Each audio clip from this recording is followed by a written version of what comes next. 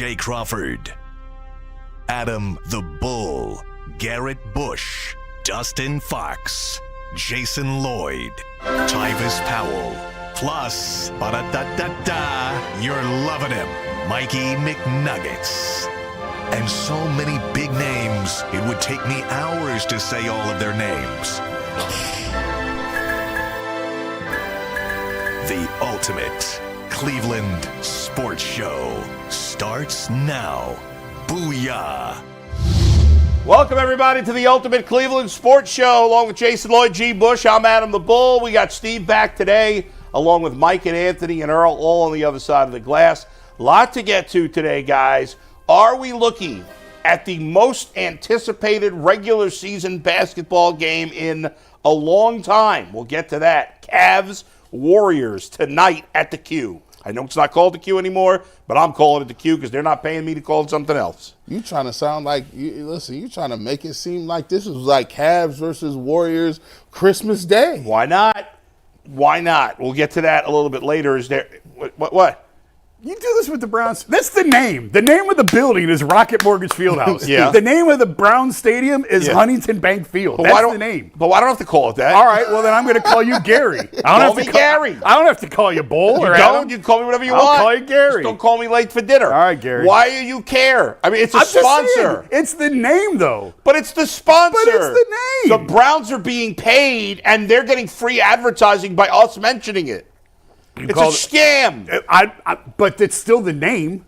You going to call the Guardians Park? I call it Progressive Field. Well, that's the name. That's why you call it that. I call it the Jake still sometimes. He only does it for teams he respects. Yeah. I don't respect the Browns. The Browns don't deserve respect. We'll get to it later. My son was asking me today after we watched the Bengals-Ravens last night. He goes, Daddy, if they put the Bengals offense with the Browns defense, would they be good? I was like, yeah. They'd probably win the Super Bowl. That's a shame. Unfortunately, that just have one Ohio team. If you, Jason, that's a good point. If you combine teams of the same state, well, some states have more than two teams. Yeah. Oh, you combine the two teams. Yeah, so that's even better because now Trey Hendrickson and Myles Garrett can play together. Well, Pennsylvania would have the Steelers and the Eagles. Right. Now, New York, New Jersey. There's no team in New York. Well, no, you combine the Buffalo. Giants and Jets. Buffalo. Yeah, so combine the Giants and Jets. Yeah. In California, combine the LA teams. And San Francisco. No, San Francisco's out because there's too many. Texas, combine the Texans and the Cowboys. Right. Of those 5 or 4, how much? Yeah, 5. What's the best team? You got Ohio, so Browns, Bengals. I would be down to Ohio and Philly. And Pennsylvania. No, Texas. Well, I was thinking Texas. Man, you got all right. You got C.J. Stroud. Let's talk about this for a minute. Micah Parsons. Wait. Hold on. First of all, quarterback would be better in Ohio because Joe Burrow's better than C.J. Stroud. I love C.J. Stroud. He ain't better than Joe Burrow. Okay. Right? Yeah, I'll give you that. The running backs, Houston's got Joe Mixon, and the Cowboys have nobody. Browns have a rehabbing Nick Chubb and Chase Brown, who's been, besides his fumble yesterday, been really good for the Bengals. That's pretty close. Pretty close. It's close. I'd rather have the Ohio. Wide receiver, they have... Texas is loaded. They got Nico Collins, C.D. Lamb, and good gracious, Tank Dell. They got who else? Yeah, but the Bengals have Jamar Chase, T. Higgins, right? And now Jerry Judy's your third receiver. Who are the Browns adding to that? Yeah, Jerry Jeudy is a third receiver. Cedric Tillman. Tillman. You'd have let's see, David Njoku and Mike Gesicki. Their tight ends, nothing special. And then defensive. I mean, think about the ends. You'd have Myles Garrett and Trey Hendrickson. That's two of the 5 best defensive linemen. That's pretty good. They have Michael Parsons and Will Anderson. Will Anderson, Parsons, Danielle Hunter. That's a pretty good trio, too. Right, but I'd rather... not Myles Garrett and Hendrickson. I'd rather have Myles Garrett and Hendrickson. You use the Browns secondary, mostly. You throw in Mike Hilton as a slot corner. They got Stingley, Diggs. Yeah. I don't know, man. It's close. It's close. Are you guys considering the Philadelphia... Yeah. Well, Philadelphia, Pittsburgh, I mean, you got the Steelers' defense is pretty damn good. We throw in a couple of defensive tackles for Philadelphia. That wide receiver trio of George Pickens, A.J. Brown, Devonta Smith's pretty good. Oh, yeah, it's good. I'd still take the Ohio one. Saquon Barkley at running back. Saquon at running back. That's kind of crazy, bro. And then they got the tight end is Goddard and Freiermuth. It's okay. And their offensive line's not that great. Their quarterback's Jalen Hurts. I would take both Burrow and Stroud over Hurts, personally. But they got T.J. Watt, Hayward, Minka Fitzpatrick. No Minka Fitzpatrick. Oh, Minka Fitzpatrick. Yeah.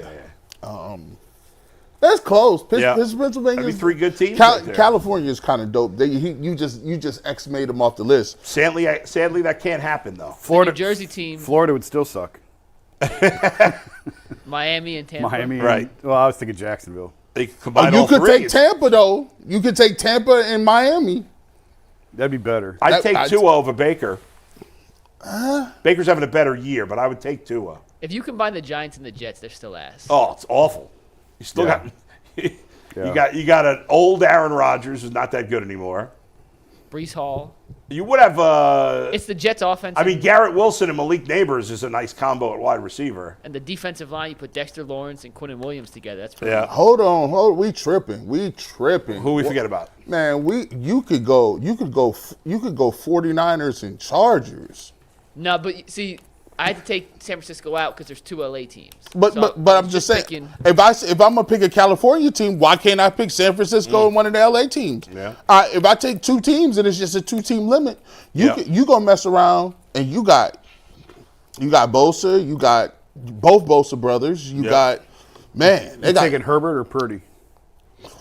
I'd take Herbert. Give me Herbert. Depends on what system you're running. And you got McCaffrey, you got Debo Samuel. Well, would you take the Chargers or the Rams if you're the 49ers? Would you rather have the Chargers or the Rams as your partner? Because now you got Puka Nacua and Cooper Kupp in that offense. And Kyron Williams. And Kyron Williams. Well, you take McCaffrey. Well, that's true. You take anyway. McCaffrey. But right now, I might rather have Kyron And if you're the Williams Niners, you because don't- McCaffrey's getting old and he's been hurt all year. If you like Purdy, you don't need Herbert. Right. That's true. Right. Or Stafford. But the Chargers' defense is, as we just saw, it's pretty good. Yeah. Their secondary is pretty good. Is it pretty good or does the Browns' offense just stink? I guess we'll see. It'll be interesting because I think the Bengals are playing the Chargers next week. Mm-hmm. So I'll be curious to see how good their defense is. This is the third time, and then we'll get into the Cavs because we're going to spend the next hour on the Cavs. Yeah. This is the third time this season. Yeah. And the Browns did it last week. Yeah. That a team is about to play the Harbaugh brothers in back-to-back weeks. Wow. And I don't know if that has any. So the first 2, the Raiders split 1-1, beat the Ravens, lost to the Chargers. The Browns beat the Ravens, lost to the Chargers. Now the Bengals lost to the Chargers or lost to the Ravens. We'll see what they can do. I'm curious if, coaches talk, whatever. But it has to be some sort of disadvantage playing them back to back because I'm sure those 2 talk particularly more than other coaches. They could give you a little more insight into what they did well and wrong. I mean, what else do they? You watch the tape. I mean, what else can they tell you? Yeah, it's a pretty good first-hand reference considering they just played them. Yeah, you could. I think they talk less than they would let on. I don't think they given talking during the season. I think especially when you brothers like. I mean, I got a brother, and we used to talk every 3 days. Now it's like I catch you on a Saturday, and we definitely don't be talking about work. I don't think they cover in film. I'm like, hey, how's mom doing? Yeah. I don't know. They're in the same conference, too. They could play each other in the playoffs, which would be quite interesting again. Anyway, all right, let's get to the Cavaliers. Mike, what do you got for us? Yeah, let's start our Cavaliers talk. We're going to spend a ton of time, not just on YouTube today talking Cavs Warriors, but also in our WKYC show talking about the Cavs Warriors. We usually spend that half hour on KYC previewing the Browns game, but the Cavs Warriors takes precedent. Plus, the Browns are on a bye, which helps. So make sure you guys stay tuned. We'll get you covered and primed to know everything you need to know for tonight's matchup. But we'll start with a quick word from FanDuel. Get ready to tackle all the NFL and NBA action with FanDuel, America's #1 sportsbook. Right now, new customers can bet $5 and get $150 in bonus bets if that first $5 bet wins. The FanDuel Sportsbook app gives you everything you need to place live bets on the NFL all in one place. So when you get a hunch in the middle of the game, you can check out the latest stats, view live play-by-play, and so much more on the same page where you place your bets. Just visit FanDuel.com/UCSS to join today. Never waste a hunch. Make every moment more with FanDuel, an official sportsbook partner of the NFL. Jason, you are the Cavs aficionado. You have been covering the Cavs for over a decade. You know more about the regular season and what happens with the Cavs than almost anybody Is tonight's regular season contest against the Warriors the most anticipated regular season matchup for Cleveland since when? You know I'm dead inside, so I have a hard time getting excited about, like, it's the biggest regular season. It's a Western Conference team. It's November. It's going to be fun. Like, it's going to be a great environment. It's going to be sold out. The place will be rocking. It always is. It'll be a great game. But it's hard for me to say this is the most important or the biggest regular season game since. But I'll play along. When I saw Mike's question, the first thought that came to my mind was Cavs-Warriors on Christmas Day in 2017, the year after the Cavs won the championship. That was an unbelievable game. Unbelievable game. And Kyrie taking Clay one-on-one, hits the shot to win the game. That was just a great environment. It was a great game. And I'm sure that there have been other big regular season games since then, but it's hard because the championship window teams didn't care about the regular season. That's right. They just didn't care. It almost didn't feel like we would wait the whole season. It was to the point really where even the first couple of rounds of the playoffs, you were like, who cares? Yeah. You know they were going to keep winning. They just smacked everybody. Right. And they just didn't. LeBron never prioritized the regular season, so nobody else did either. He always said, just get me in. I don't care, just get me in. Yeah. And they played like it. So it's hard to say that any regular season game was huge then. And now when you look back since they've rebuilt this thing, am I missing one? Was there a really big game that you guys the last year or two? No, this is definitely it. No. So I mean, and again, so like because we live in the moment so much. When here's like sort of my measuring stick. When we get to March and April, are we going to be talking about remember that Cavs Warriors game in November? No. Unless it depends on how it goes. Unless it's somehow some historic game for some reason. So I guess the answer is maybe. But it's just hard for me right now because they're not even a conference. We only see them twice. They only come here once. And we'll get into sort of the rivalry stuff in a little bit. So, and I don't want to like piss all over the game because I think it's going to be a great game and it's a fun environment and it's a Friday night, so that's even better. And it's going to be a lot of fun. But when you're talking about like significance and importance, it's still November. It's really more of a 9-0 versus. And by the way, the Warriors' first real test was just the other night in Boston. They really hadn't played anyone before that, and they won. It was a good win for them. No, I don't even think this Cavs team has enough cachet where you can start even counting regular season games like that. Like the reason why we was counting regular season games when LeBron was here is it's LeBron.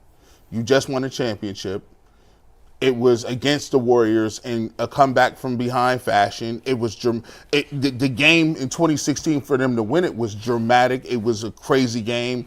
It had all of the stuff and it had all of the marquee names. Like it was an arms race. You know, you had the Kyries and LeBrons and then Steph Curry and them had one NBA record game for during their year. And then you come back the next year and they get Kevin Durant. So no, the Cavs with this roster haven't built enough cachet to where it's like they still doing goodwill. They still doing outreach. Like people now are starting to come around and like, oh, Cavs is pretty good. They're trying to build that mojo up a little bit where people are starting to tune in a little bit more. I can tell you they have the attention of the rest of the league. Yeah. Like, now within the league, and in there the league, are a lot of people paying attention. And in the media and around the league, there are a lot of people there's more and more people that got names that know what they talking about that are like, hey, listen, this ain't no fluke. Don't get it twisted. These dudes is different. It's nice. I've heard from a couple different teams over the last week of like, they're legit. Yeah. They're legit. There's a few things at play here. And it's amazing that I have this take because I have been more anti-regular season NBA than even Jason, who's dead inside, as we know. Totally dead. Cut me open. Yeah, but I kind of don't understand that, Bull, because you watch 1,000 baseball games. Right.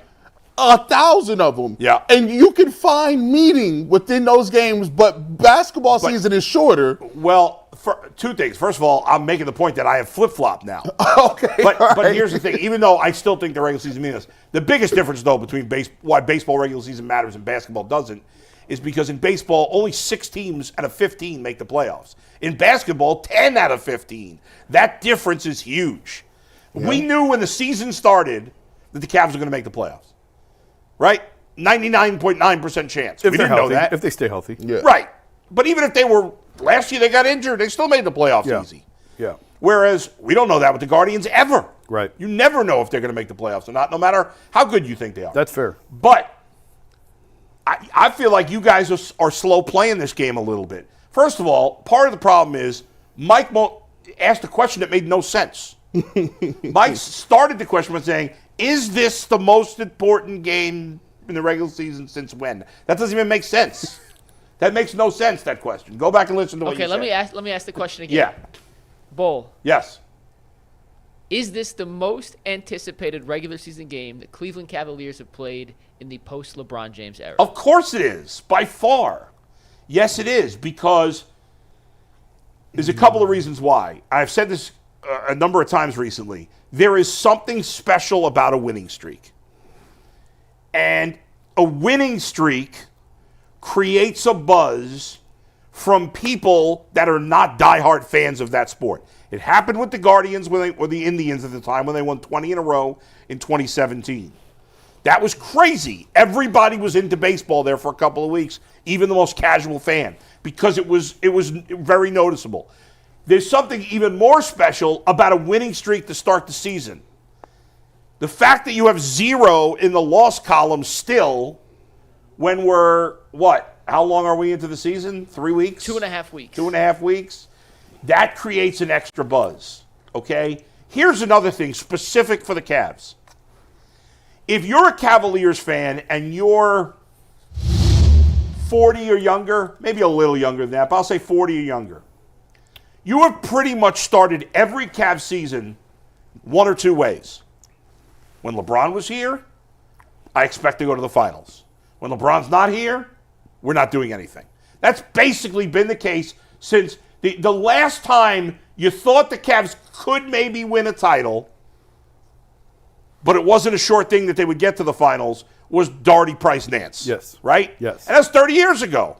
More than that. More than that. That's also the last time they had 4 players who averaged 15 points a game or there you more, go. which is what they're currently And doing those now. were really good teams. You thought, could they could possibly get to the finals. Yeah, you got to deal with Michael, and obviously, but they came close.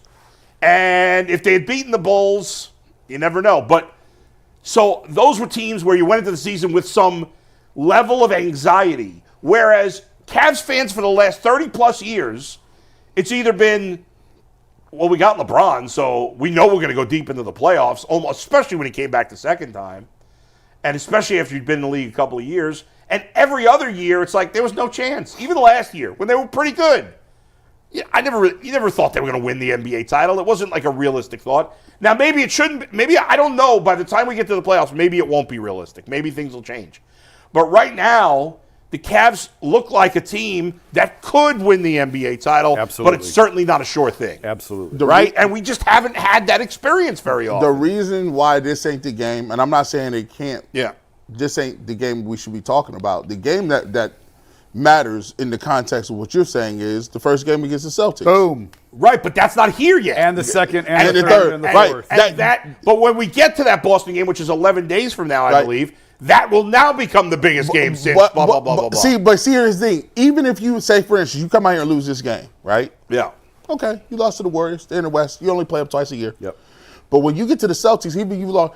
That's the measuring stick. I agree. That's where you You're got to right. get through. And if they look good against the Celtics, then people are gonna sit up and say, "Oh, okay, they're not playing around now because they just beat the team that you got to go through." Right, but for tonight, For tonight, the atmosphere in that arena is It's going to gonna be fantastic. It'll be Like, I was nice win. texting Jason and Mike last night, hey, can you get me tickets? Blah, blah, blah.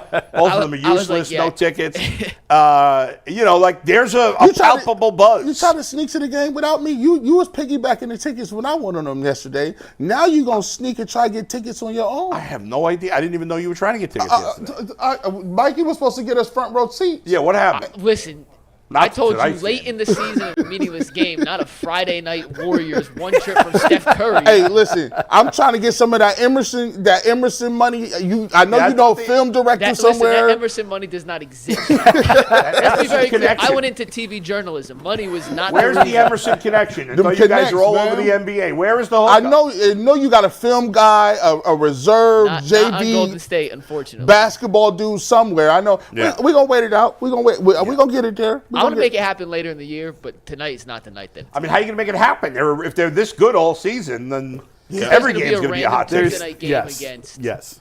the tanking Nets that. Correct. But me and Bull, Pistons.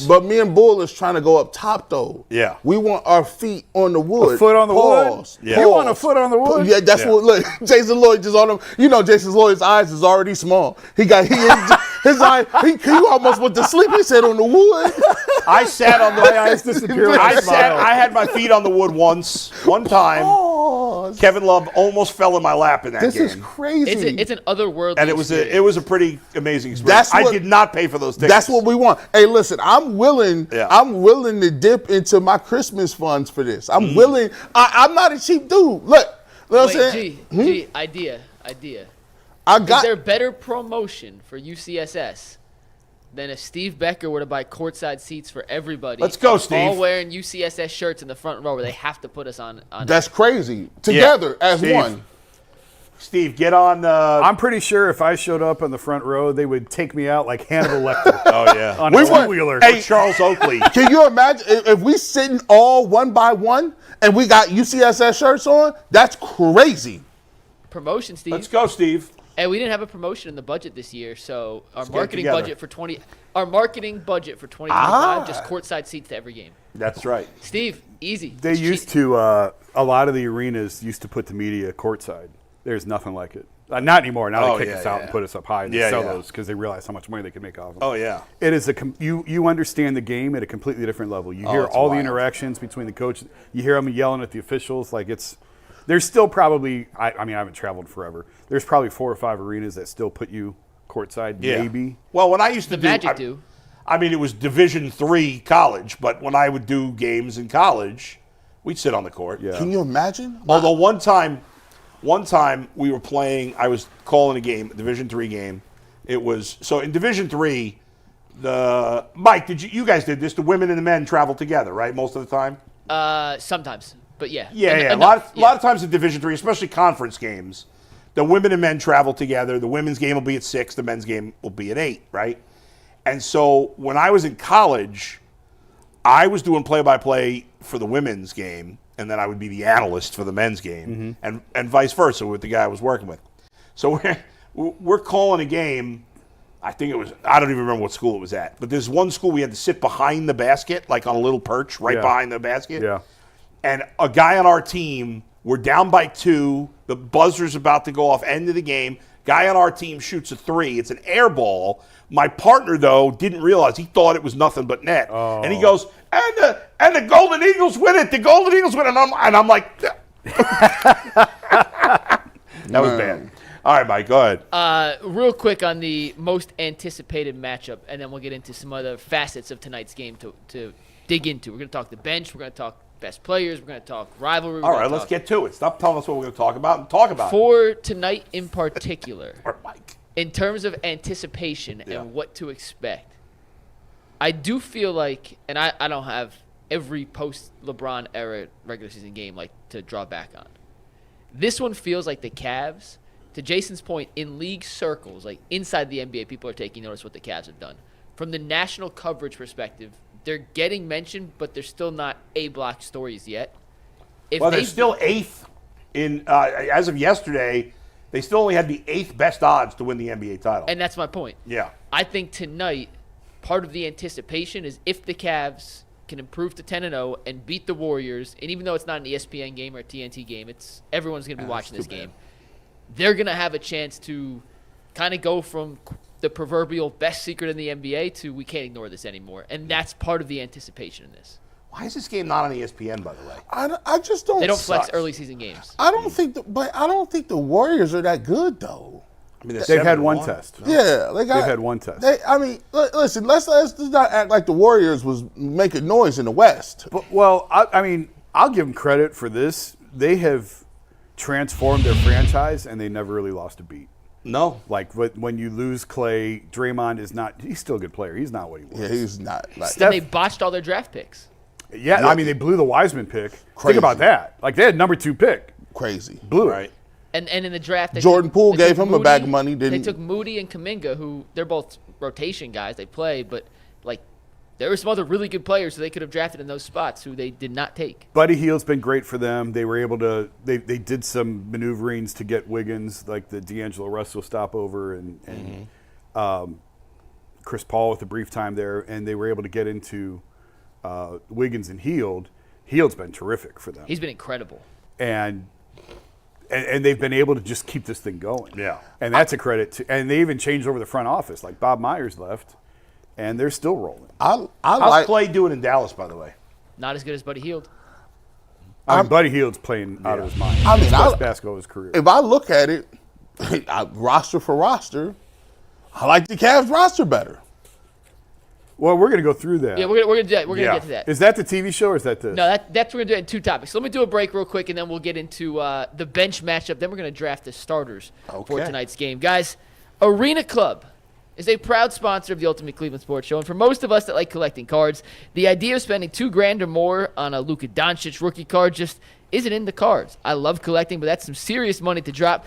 Thanks to slab packs from arenaclub.com, it's now possible to score gem mints for a fraction of their retail price. Every card that I listed was a hit from last week's Arena Club slab pack drop. Arena Club is the only repack that provides real value, a complete view of all possible cards, and a clear hit rate for each one. Arena Club slab packs are revolutionizing the repack game with transparency. After your pulls are revealed, they'll immediately be placed into your showroom for safekeeping, selling, trading, and auction. Whether you're buying, selling, or trading, or just displaying, Arena Club is the card collecting platform you have to check out. Right now, you can get 10% off your first slab pack or card purchase by going to arenaclub.com/LockedOnNFL and using promo code LockedOnNFL. That's arenaclub.com/LockedOnNFL, code LockedOnNFL for 10% off your first purchase. Steve, if you want to pull up 282 for me, one facet of tonight's game, the core four has gotten a ton of attention for the Cavs, but their bench has been incredible through the first 9 games of the season, and so is Golden State's bench. If you look at the side-by-side of these two benches, you can see the ranking in the NBA next to their production. So they're both top 5 in minutes. They're top 7 in scoring. The guys who are ahead of the Cavs in bench scoring play a lot more minutes. In terms of three-point makes, it's number 1 and 2 in the league. Three-point percentage, top 10. They're 2 and 3 in assists. Both teams play 9, 10. The Warriors have played 11 and 12 guys legitimate minutes in games this season. Jason, if you had to pick one of the two benches to give an advantage to, which side do you think has a slight advantage in the bench matchup in tonight's highly anticipated Cavs-Warriors showdown? I would probably say Cavs. The Warriors have to go deep because their guys are old. Steph, they're trying to keep a cap on Steph's minutes. I think Steph's 36 years old now, which is that's crazy to think about. And Draymond's obviously up there in age, so they're trying to preserve their veterans. I really like, and these teams are very similar in that they can beat you a bunch of different ways. The Warriors have been really good defensively, and they're aggressive on closeouts. They play really hard, which is how many times you heard me say, teams don't play hard in the NBA, especially teams with championship pedigree. They just don't care. Well, because I think this team has turned over enough, and because they have so many different faces now, they play. I think you're going to see I think tonight's going to be a lot like the Milwaukee games that you saw, where these are two teams out there busting their ass. Yeah. Because the Warriors, they played really hard against Boston, and that's they have to play that way. But I like the Cavs' flexibility. They can go big, they can go small, they can beat you with threes, they can beat you defensively. So I would take the Cavs bench slightly. Doesn't Buddy Hield come off the bench? He does come off the bench. Well, he plays starter minutes, but he's considered in the bench matchups. Right. So, how are you looking at him? Are you looking at him as part of the bench? I look at him as a starter. Okay. I guess technically you would have to call him a reserve. Right. But, I think he's second on the team in minutes. I can tell you that right now. Hold on. I think. In terms of minutes, Steph has the most minutes. But he's that's still a lie. low. Pajemski has the most minutes. Seriously? No one plays more than 28 minutes. Pajemski? Brandon Pajemski, their rookie, who started 3 games, come off the bench for 4 games. But right there, what you said, Mike, no one's over 30 minutes. They're like the Cavs. Yeah. Nobody, Yeah. everybody's, what's Steph's minutes at, 28? 27.6. Heels at 26.1. Draymond 27.6. Wiggins 26. Kuminga 23. And then a bunch of guys. Yeah, So Heels 1, 2, third or 3, fourth 4, in 5. minutes. They have 8 guys between 12 and 18 minutes. I look at him as a starter. I guess that's probably wrong on me. Yeah. I probably should look at him as a reserve. Well, that's but- why the Warriors have way many more minutes for their bench because of Hield. Yeah. So if you look at those numbers, bring that chart up again for the bench points there, Mike, the bench stats. Yes, Buddy, It's, Buddy's shooting 282. Buddy's shooting like 50% from three. Yeah, I was just gonna say 50% from three. He's shooting better than crazy. Steph. But if you can you bring that up again? Because the numbers are a little 282, misleading.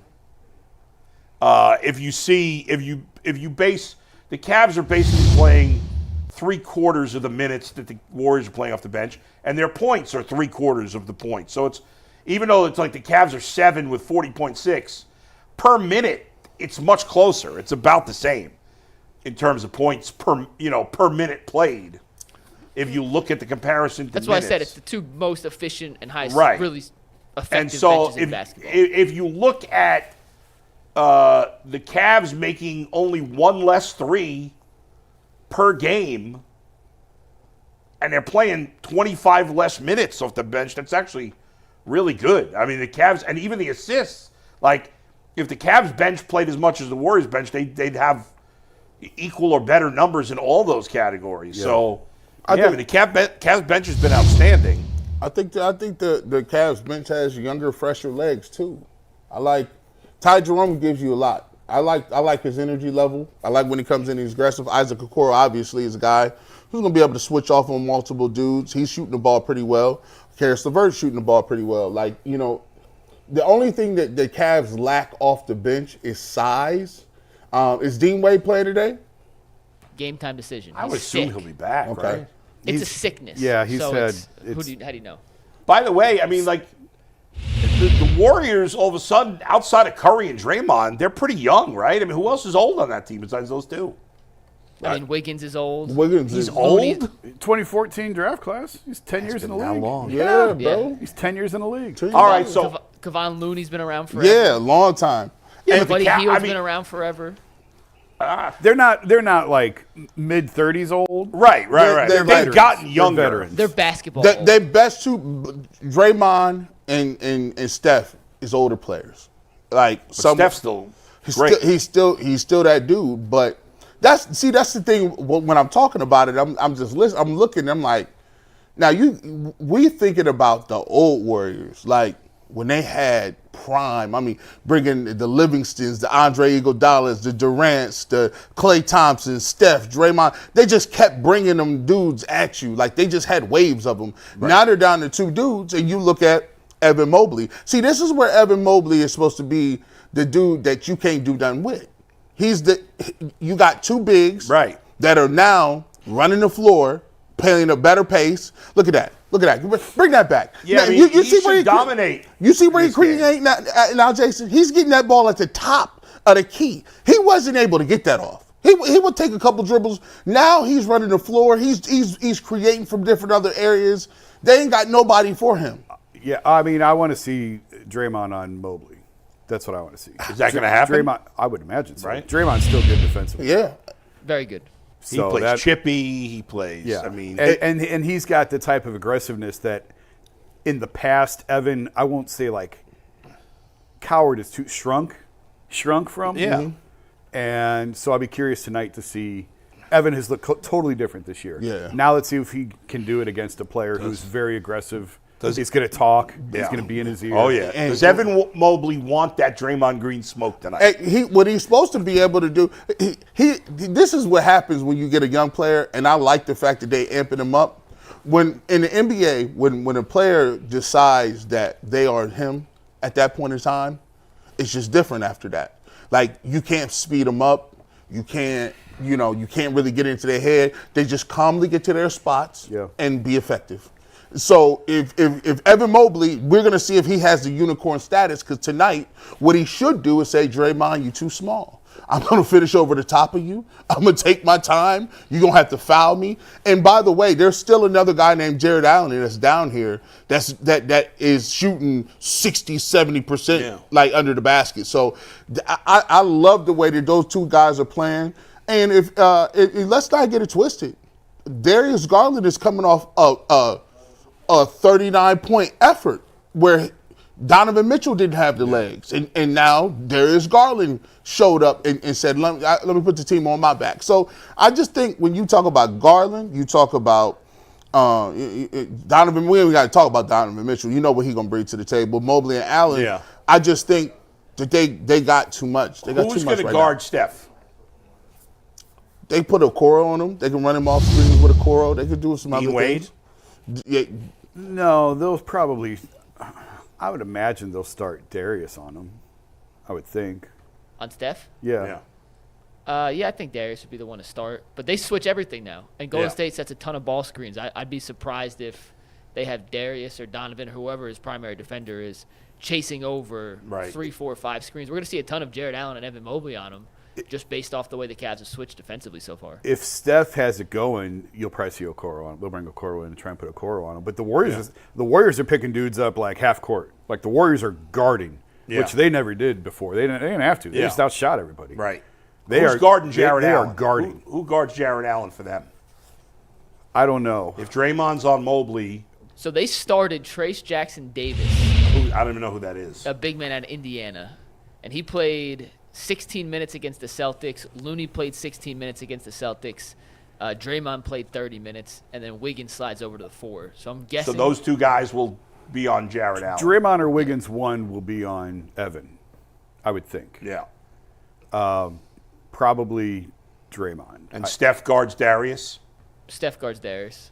I think Wiggins picks up Dean or whoever plays the 3. Draymond takes Mobley. And then who's guarding Donovan? Pajemski or Moses Moody, who are better defenders than Steph. Pajemski. Pajemski could play. And they're guarding. Like they Yeah. you're going to Good. see them at the half court I like line that. picking That's guys exciting. up. Yeah. I want to see defense and physical play, and I don't know. Warriors have I'm the best really excited about this day. 7:30, Warriors have right? the best 7:30. Warriors have the best defensive rating in basketball right now. Yeah. Which is a testament when you look at. Yes, Steve, you take it. The second best. Sorry, Oklahoma City still is the best. But when you look at their roster, I'm just gonna name guys.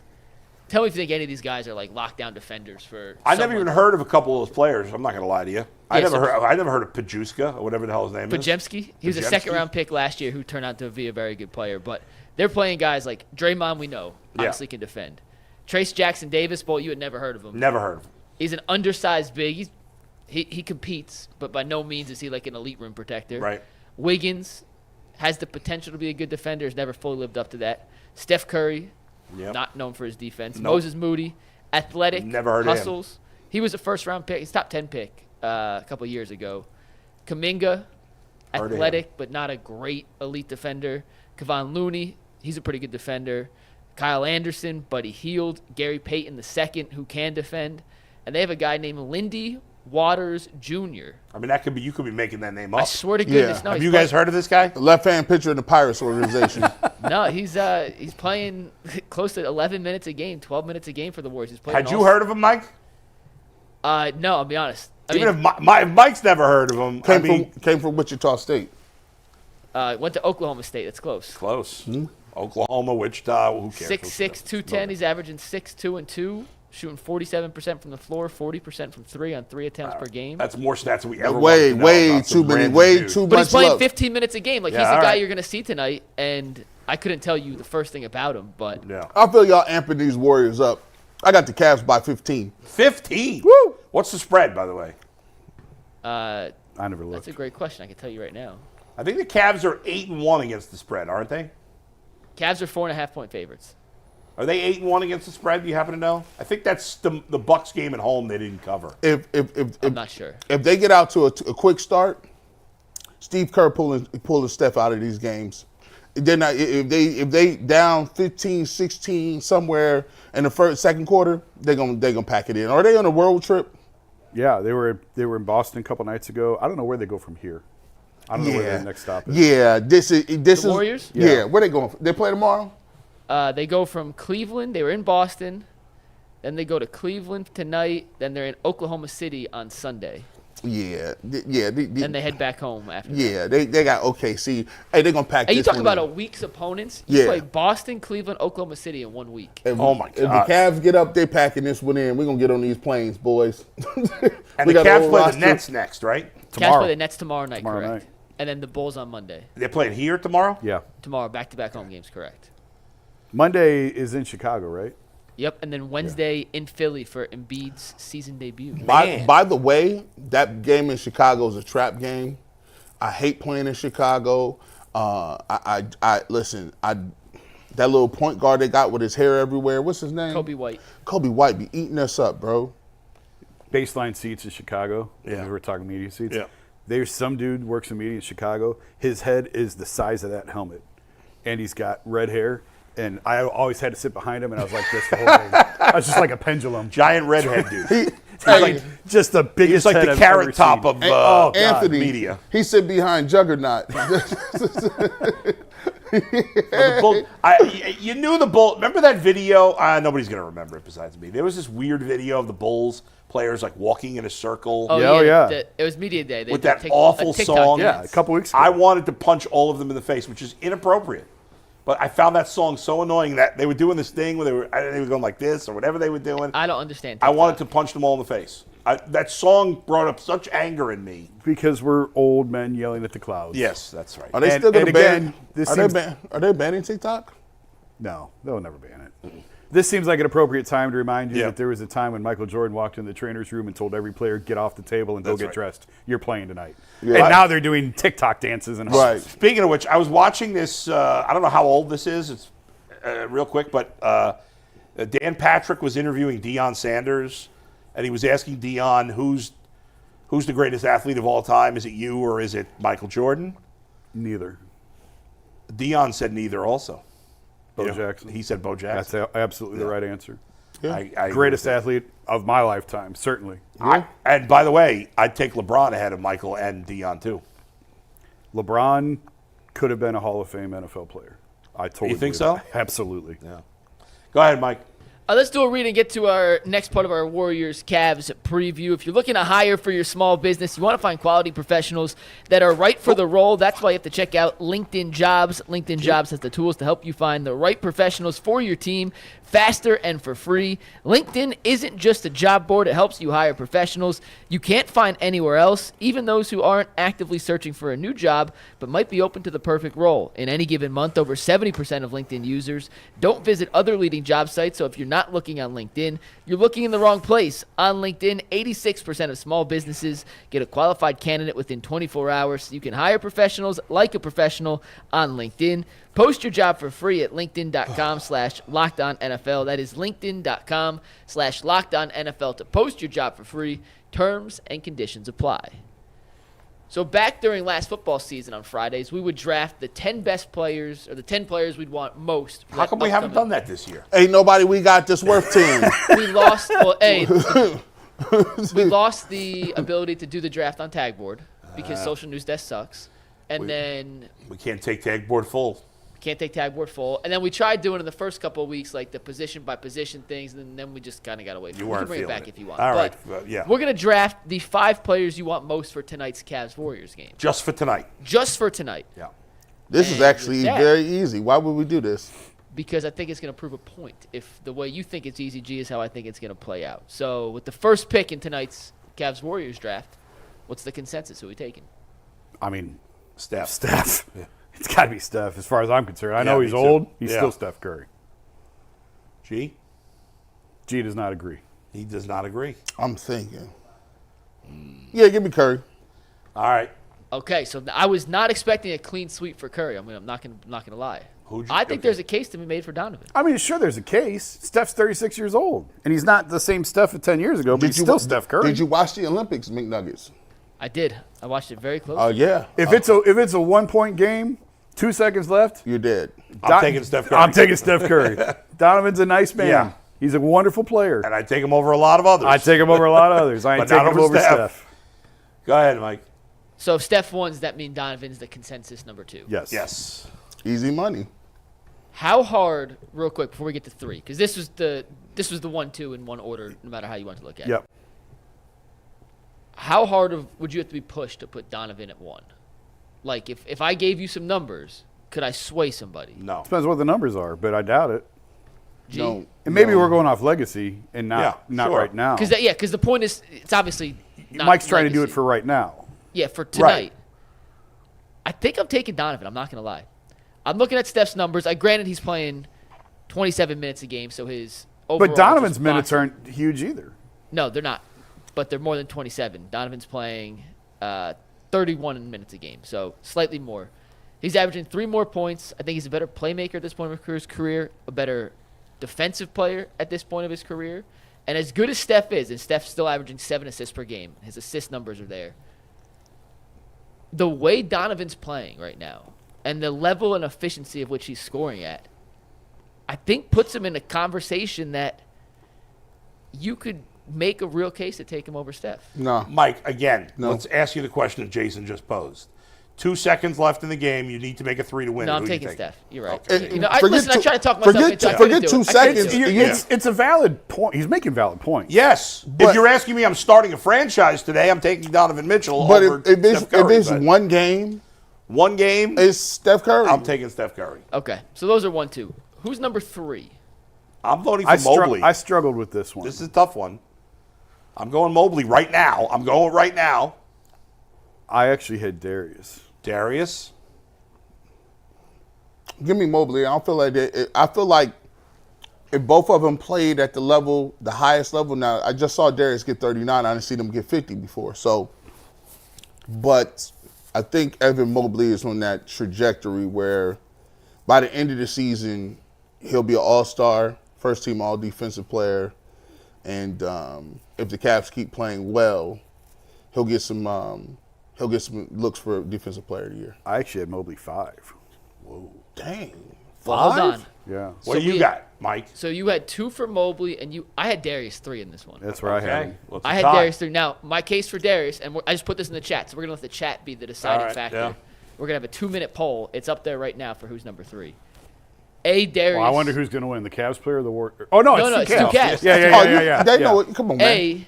Darius is coming off his best game of the season. We don't Steve Ballmer care. 310. Yeah. He had 39 points. The way he closed down the stretch, he has Come on, man. 19 assists and 2 turnovers in his last 2 games. I think that's going to be crucial. And in tonight's matchup in particular, the Cavs are not going to stop the Warriors. The Warriors are going to score.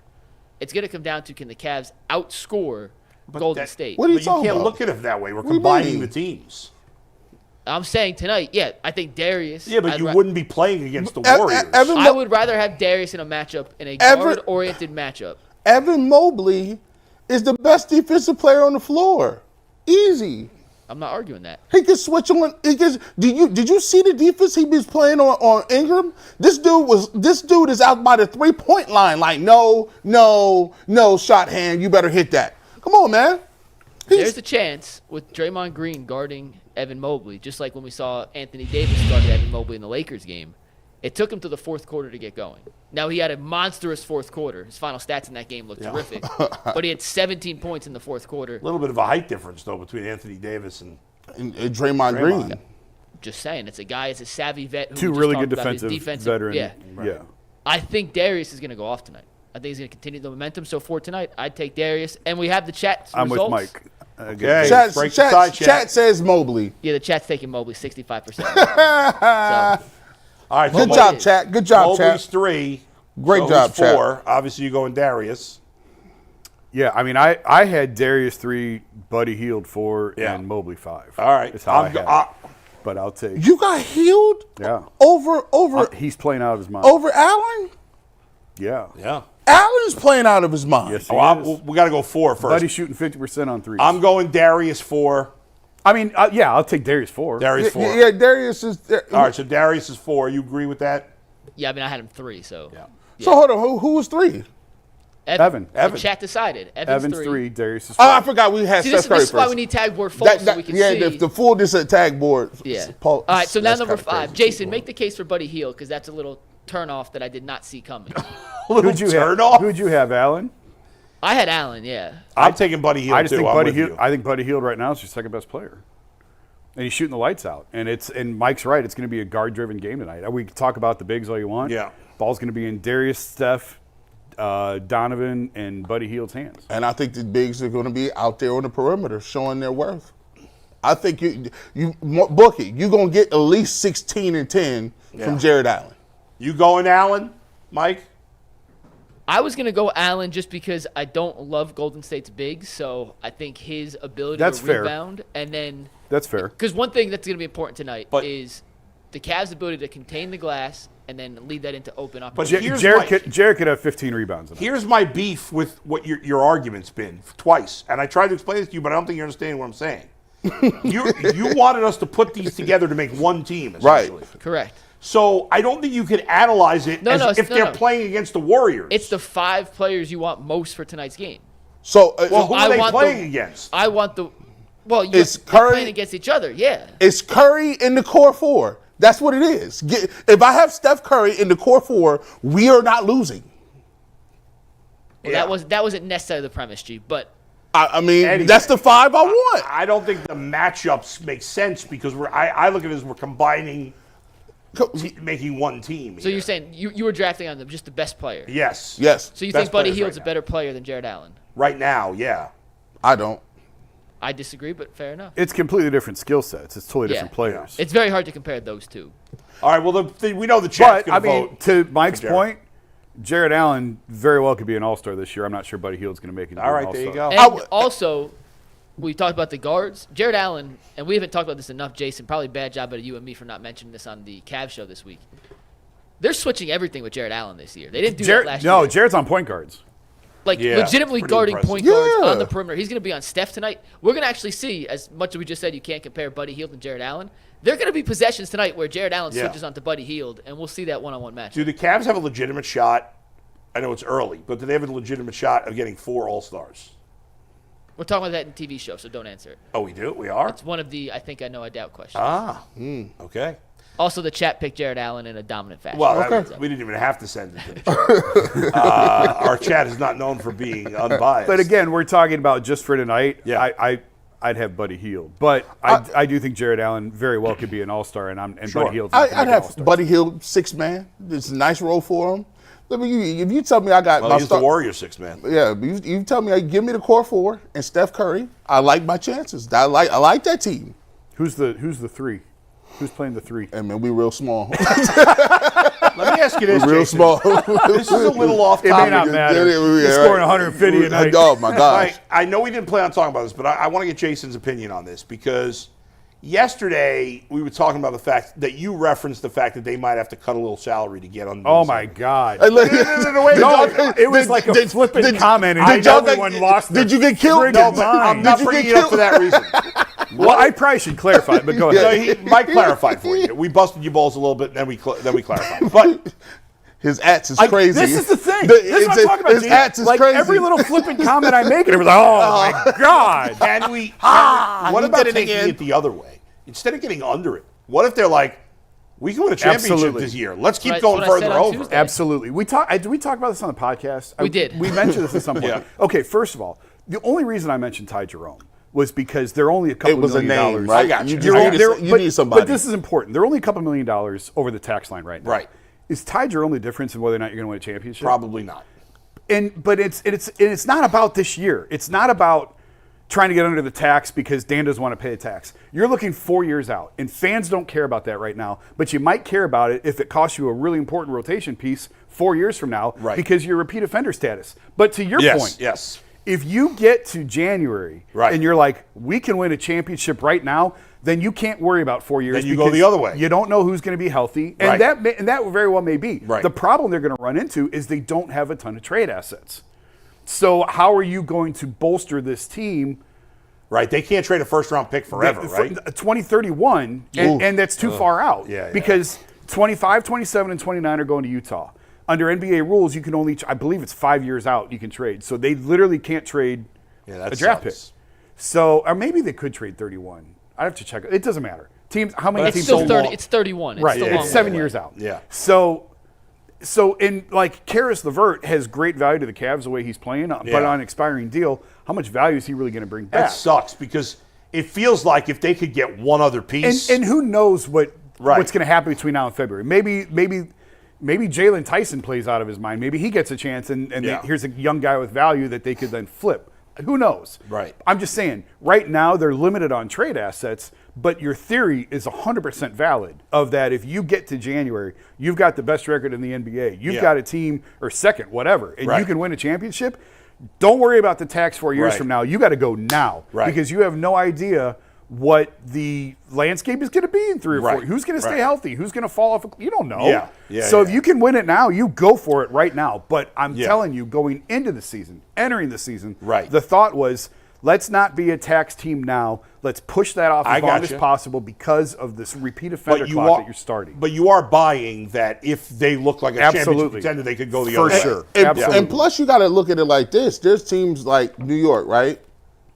I like the cat move, but did that weaken them defensively? Is that move going to like it stripped their depth? It stripped their depth. DiVincenzo, they was playing a certain style. Also, you look at it's early for them. They had a lot of changes to their roster. But Philadelphia, again, they went out and made the Paul George deal. Embiid is just now getting back. He stays hurt. So if you look at the landscape and you say, it's Boston. It's Boston. Yeah. We ain't worried about nobody else but them. Yeah. And you got a piece or a part that you can get.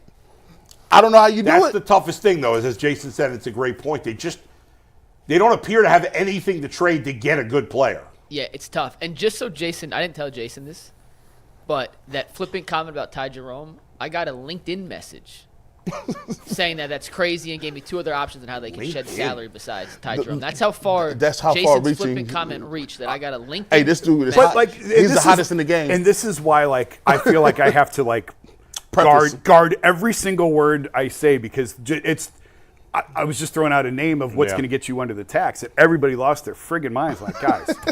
Hey, that's a good thing. That's a great thing. How much money does Tristan Thompson make? Would he get him under the cap? He's minimum. He's the minimum. And I mean, if you cut enough minimum guys, again. They could cut Craig Porter. They could trade or cut Porter Jr. and JT Thor and get under the cap. All right. So you'd rather do that. Sure. Than get rid of Ty Jerome. But I get what you're saying. I get Ty Jerome is not. If you're counting on Ty Jerome to win a championship, something has gone horribly wrong. Just so happened, Jason, you know good and well he fits the Dellavedova Ricky Rubio role. You know good and well people love them dudes. Them they love those scrappy white guys. Bro, they like under no circumstances will Ty Jerome go anywhere. How on earth is a guy named Ty Jerome white? I don't know. Does not sound like a white guy. They was hot. They was like, "What are you talking about? Yeah. He's our best." Jason Lloyd. Don't ever try to get rid of scrappy white guys, Jason. Fans get angry. Go ahead, Mike. We got one more Cavs topic to get to before we talk a little Browns before we get into the WKYC show. But we have a quick word from a sponsor, Hims. Guys, sometimes intimate moments happen spontaneously, and we always want to be ready so we can perform in the bedroom. Hims provides access to treatments that give you a boost of confidence so you can be ready whenever the mood strikes. Hims is changing men's health care by providing you with access to affordable sexual health treatments from the comfort of your couch. Hims provides access to a range of doctor-trusted ED treatments like chewable hard mints and Viagra and Cialis, and they're generics for up to 95% cheaper. The process is 100% online, so there's no need for uncomfortable doctor's visits. Just answer a series of questions on their website, and a medical provider will determine the right treatment option. If prescribed, your medication ships directly to you in discreet packaging for free. No insurance is needed, and one low price covers everything from treatments to ongoing care. With hundreds of thousands of trusted subscribers, Hims can help you find the ED option that works best for you. Start your free online visit today at hims.com/lockedon. That is HIMS.com/lockedon for your personalized ED treatment options. hims.com/lockedon. Bull, can tonight's game reignite the Cavs-Warriors rivalry, or does a November regular season game not have that much significance? I would say probably not, but I'll give one caveat. The one way that the rivalry could really get stoked again tonight is if Draymond in the nuts. Essentially, yes. It's exactly what I was going to say. If Draymond does something, I didn't mean to steal your punchline. Yeah, you're thinking alike. If Draymond does something crazy, like, let's say he got into it with Evan Mobley or whatever, he's the only one. Like, nothing Steph's going to do is going to spark the rivalry. It's regular season. But if Draymond does some crazy antics, that could get people kind of crazy again. I think that could stoke up the rivalry to some degree. It's never going to be like it was. No. But there'll be remnants of it if Draymond does something else. They'll just hate them. You'll just like Draymond is so recognizable and hateable that like people will just hate on him. Just they won't hate the rest of the squad. They'll be like Draymond. It's just Draymond being hated. Like I don't think the rivalry coming back because honestly I just don't think Golden State is good enough to win a championship. So like back when the rivalry was heated, Golden State, I'm not gonna lie, they had the best team I've ever seen assembled. When Golden State got Durant, it was a wrap. It was a wrap. Like they had like it was like, and I saw LeBron play one of the best games I've seen an individual ever play when he got 51, and they reversed the charge call on Durant. He goes in, breaks his hand, they end up getting swept.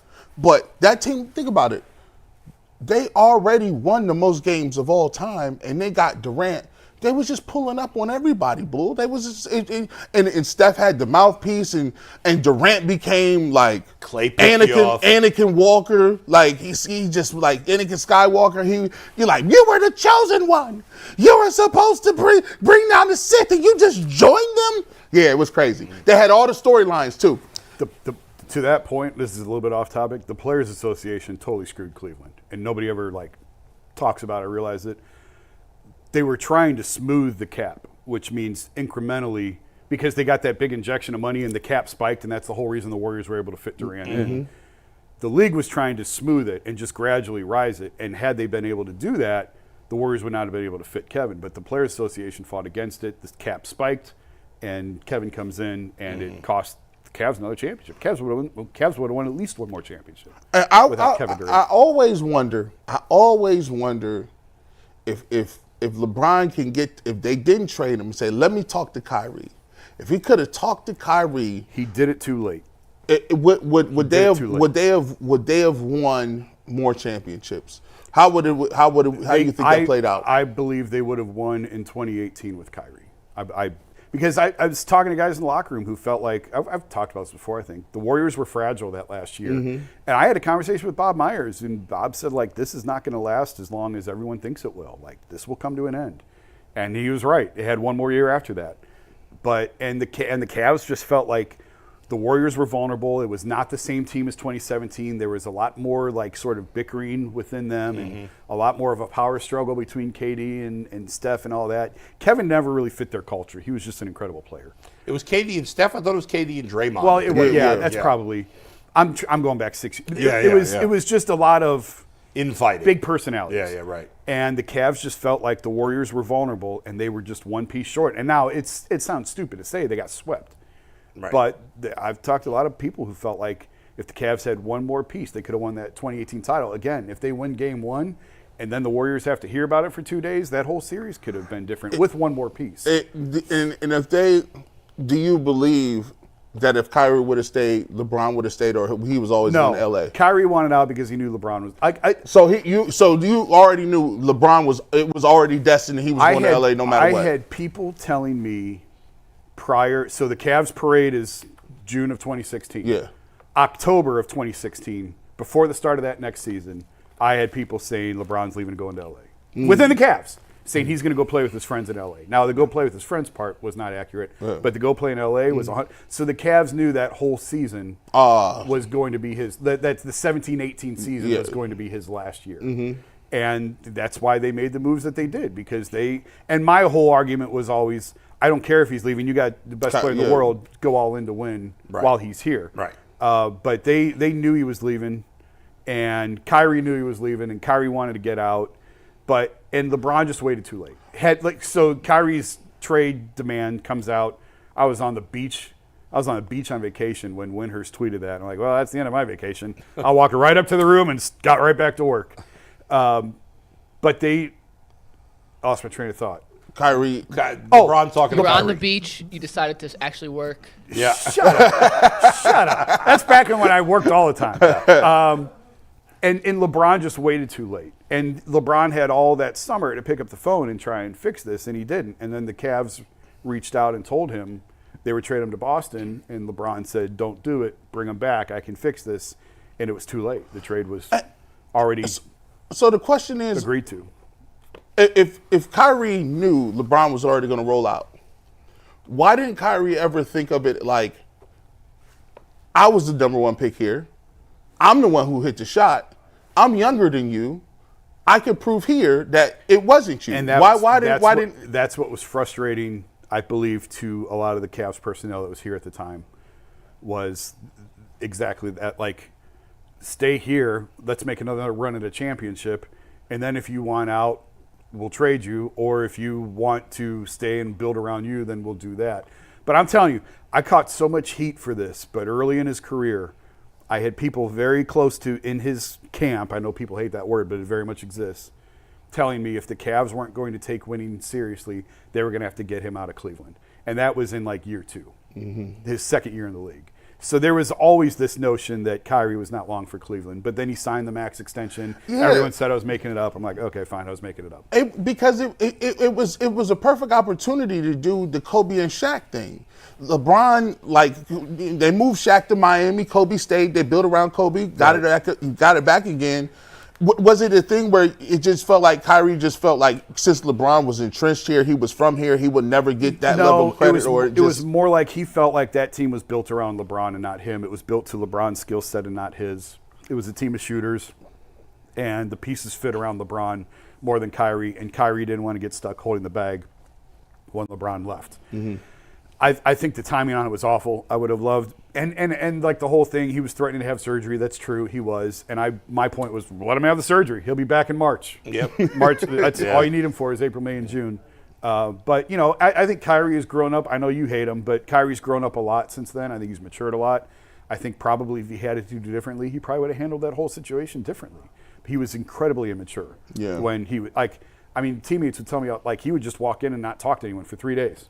Wouldn't talk to anybody. Weird. And everyone just like, okay, it's one of those days, and they just ignore him. What a different group the Cavs have now in terms of personality. Completely different. And that was actually a fun group to cover. Right. Yes. Like Channing was great, RJ was great, LeBron was great. Kyrie and Shump were like off in their corner, and they're each other's buddies and kind of kept themselves. Deli never said anything, but he was a good guy. Like he was, you know. You had the Mozgovs. Didn't Kevin Love, sorry to cut you off. No, go ahead.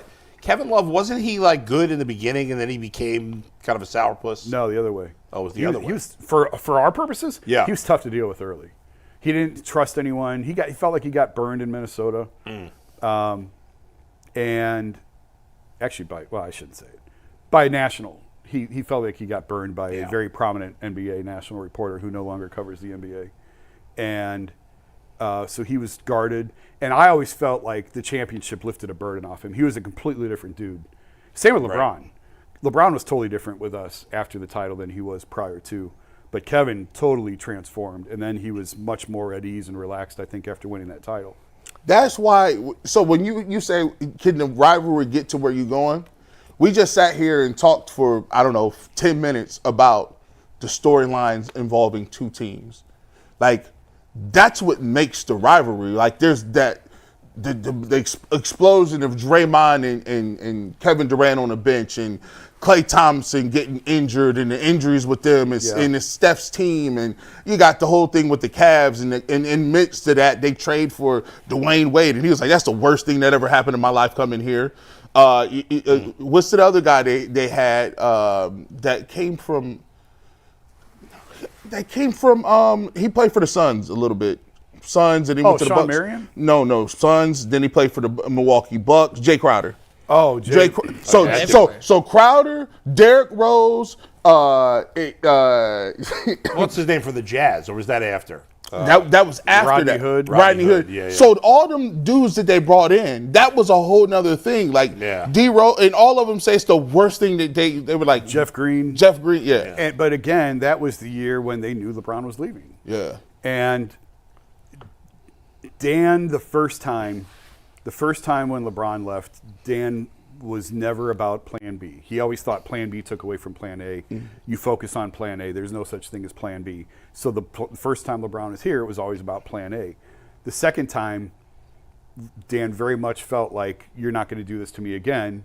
We're going to have a backup plan. And that's why you saw them try and get younger while still going to the finals. And that's why you saw Rodney Hood. Isaiah Thomas. But they blew it. They did it the wrong way. Larry Nance. And they were trying to like sort of retool. That's why they traded Kyrie for a draft pick. That's what blew my mind, was why would you trade for an unprotected draft pick when you have LeBron here? But the draft pick was the big piece of that trade because, again, Dan felt like, we're not going to be left holding the bag. We're going to have something in place if you decide to go. Now, in the end, it all worked out.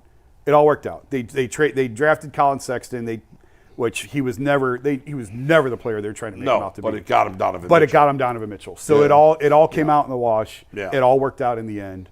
and now here's where they are today. But to the point about rivalries, they've never really, other than the Warriors during the championship run because of obvious reasons, they've never really had a rival in the East. The Bulls during. Well, I mean, Doherty. I'm going but I'm going back to like from the LeBron years. Yes. On, yeah. Because they just dominated everybody. Right. Yeah. So they were like, you think the Bucks or not the Bucks, the Hawks or the Raptors were a rival? A little bit of rivalry with Boston, maybe. Early on, When the Pistons were because he couldn't Kelly get past Olynyk- the When Kelly Olynyk yanked Kevin Yeah. Love's shoulder for about a week or two, there was a rivalry. Kelly But- Olynyk still in the NBA? Yeah, Yeah, he's on the Raptors. But that was like the early version of Boston. They could not hang. Now, 2018 They should have won. was that. a great Yeah, series. yeah. But like 15, 16, 17, Boston wasn't good enough to hang with the Cavs. And Toronto just got smacked. They never really had a rival other than the Warriors. There was no great rivalry. And that's why we started fast forwarding the regular season, and That's right. all we cared about was the 2 games that they played. Golden State. It was wild. All right, Mike. All right, guys, let's talk Browns for 10 minutes before we head over to WKYC, where we're going to talk even more Cavs. And today's Browns topic is brought to us by FanDuel. Get ready to tackle the NFL action with FanDuel, America's #1 sportsbook. Right now, new customers can bet $5 and get $150 in bonus bets if that first $5 bet wins. The FanDuel Sportsbook app gives you everything you need to place live bets on the NFL all in one place. So when you get a hunch in the middle of the game, you can check out the latest stats, view live play-by-play, and so much more on the same page where you place your bets. Just visit FanDuel.com/UCSS to join today. Never waste a hunch. Make every moment more with FanDuel, an official sportsbook partner of the NFL. Simple question. G, we'll start with you, and then we will go around the horn. Is this the most disappointing Browns season since 1999, considering the expectations we had entering the year? I would say yeah. And the reason I say yeah is because 1999 and some of those years prior, like we was an expansion team. You wasn't thinking about nothing. There was a couple of years I think that you could talk about 07, and they go 10-7, and you barely miss the playoffs. Don't steal other people's thunder here. Yeah, I'm might be just going with 07, encyclopedia. You know? I know. But no, I'm gonna go with this one because A, everything hinged on that. B, you look at what the contingency plan is. You went to the playoffs with all these quarterbacks. You look like you had a dominant defense. You had a great record at home. And for you to come out and now you're looking around, the quarterbacks that you got didn't seem to pan out. You look like you're looking back in the draft. You had to get rid of another receiver. It's the same thing they did with Odell Beckham Jr. You got rid of a receiver. And it's like, it's just, and there's not no real options available out there. That's another thing that plays a role in it, where it's like, are you going to tank games to lose games to get these quarterbacks? And there's a lot of 2-win teams. And we've looked at the free agent list. I have to say, yeah, this is a very disappointing year because there's no readily available plan or path where you could say you can look and identify to be like, oh, tomorrow we're going to be good because we got this guy. It's not that. It ain't there. It's disappointing. Jason? I'm with you, and I was trying to make the case for 2019 because 2019 felt really disappointing. You're coming off 2018. You feel like you finally got a franchise quarterback in Baker. Baker played well in 2018. Yeah. Everybody loved Freddie. That was a disaster, though. You make the trade for Odell in 2019. I remember that was the first time, it may have happened before then, first time I recall this happening. Fans lining up outside the Muni lot before the opener against Tennessee, camping out all night to get in the Muni lot. I remember that. And then you come out week 1 and there's like 13 penalties. You get your doors blown off by the Titans. Yeah. And that felt really crushing. But the reason I would say no to 2019 was because coming out of that season, Freddie gets fired and you still believe you have a franchise quarterback in Baker. Yeah. And if you have a quarterback, you're good. And you still felt going out of that year like we still have our guy at the most important position. This feels most disappointing to me because you don't even have that now. So you don't have a quarterback. You've got an absolute bomb explosion on your cap sheet you're trying to come out of. So not only did you not fail to reach expectations this year, you lost your quarterback. You have no franchise quarterback. You're limited, and I mean, you could draft one, and you're probably gonna have a top 5-6 pick, and you can draft one, but that's an unknown as well. So you there's just too many uncertainties and unknowns, and you have $170 million still coming on your cap to clean up for your past mistakes. So because of that, I don't want to say it's hopeless. It's never hopeless in the NFL. If they figure out the quarterback, a lot of the rest of the stuff can flip. I wrote this the other day. The cynicism is thinking, how are the Browns going to figure out the quarterback? They haven't done that in 30 years. But if they do, the rest of this can turn very, very quickly. But right now, as you sit here today, this feels like the most disappointing season because of what it's cost you and what you've lost going forward. So you guys made good arguments. I will say that from 99 to 2010, I can't really have a dog in the fight because I wasn't here. Right. So I had no idea what the expectations were in Cleveland those years. But since 2011, I have been here. And to me, the answer is 2019, as you alluded to. Yeah. And here's the reason why. For me personally, if you remember, I did not pick the Browns to make the playoffs this year. Mm-hmm. I was much lower on the team than most people were. And that's because I really had very little faith coming into the season on Deshaun Watson. And because defense doesn't always translate from year to year, I was a little worried about the defense going backwards. Now, the defense has gone more backwards than I thought, but I thought it would go a little backwards, and Deshaun Watson's been a disaster. So my expectations for them weren't that high. 2019, my expectations were through the roof. Now, turns out they shouldn't have been, but they were for a couple of reasons. Number one, obviously, is Baker Mayfield. When Baker Mayfield burst on the scene against the Jets in 2018, the town went crazy. And he had one of the better rookie seasons we've ever seen for a quarterback, let alone a Browns quarterback, when every other Browns rookie quarterback had been absolute garbage. Yeah. So coming off that season, and remember, at the end of the 2018 season, I think they won like 5 of their last 7, something like that. Like, they'd gotten off to a bad start. Baker burst on the scene, but then they lost a bunch in a row. Baker was, and then at the end of the year, he was playing great. And remember, Freddie took over the offense that year. And as bad as he was as a head coach, you've brought it up a couple times recently, as an OC for the second half of that season, that offense looked great. It was dynamic. Right? He was the only guy to figure out how to use Kareem and Nick Chubb. Exactly. So, my expectations. So, now we're going to 2019. Baker had a great rookie season. We're feeling awesome about Ken Dorsey. Even though Freddie turned out to be a disaster, at the time, I was like, wow, this guy was dynamic as an OC. Okay, let's see what he's got as the head coach. Then you traded for Odell. And for me personally, like, Dustin and I were going bananas for like a couple of weeks. Trade for Odell. Like, this was such a big storyline. And we pumped it up. And then it happens. And so we were seeing stars in our eyes. And now you partner Odell with Jarvis.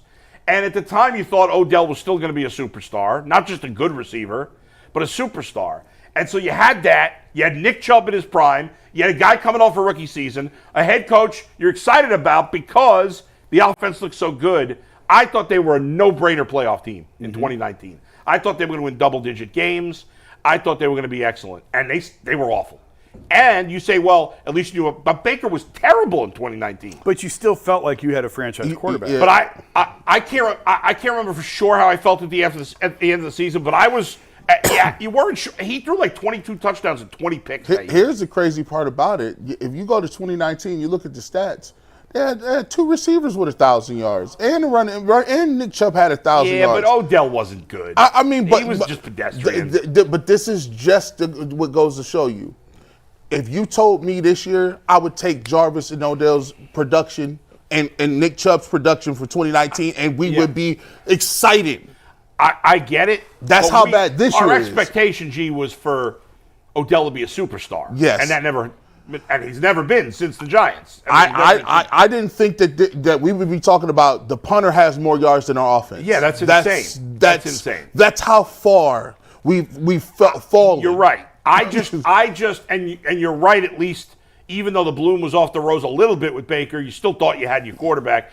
But for me personally, my expectations were much higher for the 19 team than they were for this year's team. I agree with everything you said, but I still have to say this year because of the quarterback. Baker wound up not being the guy, but you left that season feeling at least we have the quarterback position solved. Yeah. And then you got now you have not only do you not have it solved, you have $170 million still to pay. And then you got to 2020, and it still came together a little bit. You get to 2020. Well, it did. And it comes together. You talk about the offensive line was dynamic. Odell had came back that year, but he ends up getting hurt. But listen, that year you still had a dynamic young set of offensive weapons. Baker looked like he was that dude. He gets some. Yeah. There is no optimism after this year. I know this season doesn't fit the criteria, but if you talk about most disappointing end to a season, the Brian Hoyer year when they went to what year was that? Oh God, the Manziel rookie when Manziel year? went in. I don't remember what year that was. They 16, they all 17? run together. They were 7-3. They go to Cincinnati. Right. They Went on a beat Thursday night, right? Thursday night, beat Cincinnati. They were first place, weren't First place. I remember after that game, I was like, Browns are going to the playoffs. The drought's about to end. And now, in fairness, Hoyer's play was starting to tail off, and he was starting. But they should have never gone to Johnny Manziel, and that team had overachieved. they? For sure. That And team they overachieved. brought Josh But Gordon we back. were excited that year. They brought Josh Gordon back against the Falcons that year. He was like running the wrong routes. Like he just didn't know where he was supposed to be at. It was. I think Mike Pettin could have been a good NFL head coach. I think Cleveland totally broke him. Oh, 100%. Totally He was broke like, him. I want no parts of the head job. Well, anymore. he 100% had Johnny Manziel forced For sure. on him. He did not want to start Johnny Manziel. Yeah, he just and then to hear Johnny Manziel like admit to it all. Like, I wasn't taking that serious. I didn't like he was like, I didn't know the plays or nothing. Like I said, that's so crazy. The second he drafted him and he was acting like an idiot that whole offseason. And I remember fans were defending all his crazy behavior. Yep. Look, that's why it's devastating. You talk about the fans, they've been through Manziel and Hoyer. They had you get Baker. Carson Wentz getting trapped under the not Carson Wentz. Brandon Wheaton trapped under the flag. And then you got the situation with Deshaun Watson, all these Billy Manziel in Vegas. my good Night before a game. You can see why people lose it. They just this is why. And think about it. Even though we thought Baker was that deal, you passed on Josh Allen And Lamar Jackson. Yep. That is devastating. Yep. And they're in your division. Would Lamar have been as good? I mean, we'll never know. No, you'll never know. And a lot of people didn't want Josh Allen because he had a low completion percentage in college. I know. Didn't want him. So when you get generational quarterbacks like Man. that and you miss it, wasn't he like 57, 58%? it was At something Wyoming. very low. Not good in Wyoming. college. He had a big arm, big dude, big arm, could run, but No, he played in small school. Man, but Lamar, Lamar is so good right now. yeah. I mean, and think about it, and you luck up, and think about this. The bad part is, we got beat by Andy Dalton, Roethlisberger, and Flacco during those years. Dominated. Yeah. I mean, even Andy Dalton dominated us. Yeah. Those guys leave after the domination, and then the Ravens get Lamar Jackson. Yeah. Cincinnati gets Burrow. Yeah. And you're like, and it don't matter. Roethlisberger was here. The Steelers just kept going on. And it's like, y'all got 2 in a row on us, and we can't get one. So you're still losing to those teams because you ain't got a quarterback. That game last night was unbelievable. It puts you in a place where it makes you not be an apologist. That's why I like watching football, because when you watch teams like that play, I don't care if you like your roster or Andrew Berry says I like our rooms. You can't bamboozle people because you see stuff like that. Yeah. Jamar Chase and guys like that, Burrow, and you seeing them going back and forth, score for score, making big throws. They getting hit, getting pounded, getting back up. Yeah, we ain't got nothing like that. Come on, guys. Is there a better receiver? I guess Tyreek Hill, but Jamar Chase, after catching the ball, I mean, this is ridiculous. He's phenomenal. That's what elite quarterback play looks like, by the way. Yeah, very tangible. There was not much defense. What's funny is until Chase Brown fumbled at 21-7, the Bengals D was playing great. And then their D just went from their D was playing at a 10 and went and played at a 0 the rest of the game. It was unreal. That's why when people be saying stuff about Cedric Tillman, I'm like, well, I like Cedric Tillman, but he's not that. No. Well, two things. We literally have 2 minutes left. Yeah. You have 60 seconds on the Guardians. Go. 60 seconds on the Guardians. So, listen, I mentioned yesterday I'm okay with the signing of Austin Hedges for $4 million. Again, I've been convinced by Jason and Jay and others how important he is to the team. I'm fine with it. He could be your backup catcher. Bo Naylor's got to hit. If Austin Hedges is going to be a backup catcher, Bo Naylor's got to hit. But the Guardians must spend some money. Their lineup was already not good enough last year, and now David Fry is going to miss 1 to 3 months probably of the season. Guardians need a minimum of one legitimate bat. I don't care if you have to trade every single prospect in the system or sign whoever, if you don't want to spend the money and you want to just trade for guys. The Guardians absolutely have to get a legitimate starting right fielder and absolutely have to get a second legitimate starting hitter at some other position, wherever you want to go from there. Has to happen. They got to spend money this offseason or spend prospects. Get it done because this team is close. They got to get a starting pitcher, too. I don't believe they're going to be active in free agency. You're going to be disappointed. I don't know about trade. If they're not going to be, they better be active in the trade I don't know about market. trade, but free agency is not happening. And we have 90 seconds left. Jason, Yeah. you love hypothetical trades. dear. So what I did was God I in found heaven. a hypothetical. I asked on Twitter for people to send me their hypothetical trades. This Love is it. one that was submitted via Twitter. It is not serious. No one's actually proposing this, but Jason, for the sake of fun, would you do Darius, Garland, and Karis LeVert for Jimmy Butler, Josh Richardson, and Pele Larson right now? I hate fun. No. Why would you mess with this team the way they're playing right now? No. No. I didn't say I would. I just Yeah. took it from Twitter. No, absolutely not. Is Pele Larson a real player? Or is that He a is a made-up real name? player. He is a rookie out of Arizona. That sounds like an Urban Clothing line. Yeah. Got that new Pele Larson on. Yeah. Jason, was that not crazy enough for you? Should we make these crazier? Should I ask for more absurd hypotheticals? Yeah. We've had some crazy hypotheticals that some members of our staff said they wouldn't do that were huge in favor when of the Earl wouldn't trade DPJ in a fourth for Aaron Donald. When they Did he really say that? Well, that's what he proposed for Aaron Donald. He said, Hey. I wouldn't give up any more than that. Oh my gosh. Hey man, we got to stop giving people nicknames. Yeah, Like, you don't get a nickname. Until you, That's why until he you can't ball. be. That's why he's Daniel Jones. If you're not good, you don't get a nickname. Yeah, like come on, Juan Thornhill, JJ. Does that mean Dean Wade's good? Oh yeah, Dean Wade, Yeah. the Vanilla Wolf is live and well. Guys, we're heading over to KYC in a sec. You could say we're flip-flopping just like Bull did on the Cavs this season. We'll see you courtside with Bull and his invitation crab on KYC. flip-flop. I didn't even notice the invitation, Graham. Love it. Peace.